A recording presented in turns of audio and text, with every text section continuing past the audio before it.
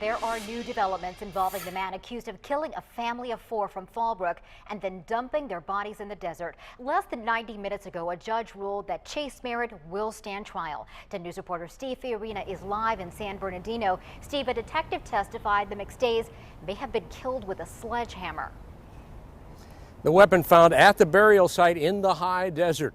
Judge ruled here today that there was more than enough evidence to send Merritt to a trial before a jury. He said there was DNA, cell phone, and banking records, all pointing at Merritt. Charles Chase Merritt seemed a bit nervous as he entered the courtroom in San Bernardino, and much more relaxed after a conference with his attorney. We can't show any testimony, just the very early going as the preliminary hearing got underway. Merritt is charged with the murders of the McStay family, Joseph, Summer, and their 2 small sons, Gianni and Joseph Jr.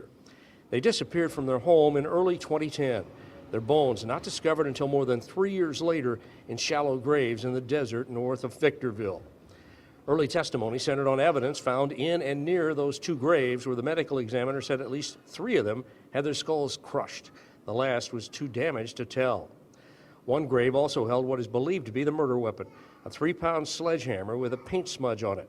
The McStays had been painting the interior of their home when attacked. Traces of Merritt's DNA were discovered inside the McStays' abandoned Isuzu Trooper, and cell phone records showed him in Fallbrook and near Victorville around the time period when the family vanished. Bank records were also detailed, showing suspicious checks totaling tens of thousands of dollars that appear to be falsely written from McStay's QuickBook account, many backdated and deposited into Merritt's account. Merritt also had several withdrawals at casinos. Really, it's just kind of an answer to prayers that, you know, one thing I didn't want to see is my parents to have to go to their grave and not know they know. And in my opinion, they have the right guy. And there's more to be shown, is from my understanding. He is to be arraigned in about a week and a half, rather. His attorney saying they're going to ask for a very speedy trial, meaning that trial could start before the end of this summer. Live in San Bernardino, Steve Fiorina, 10 News.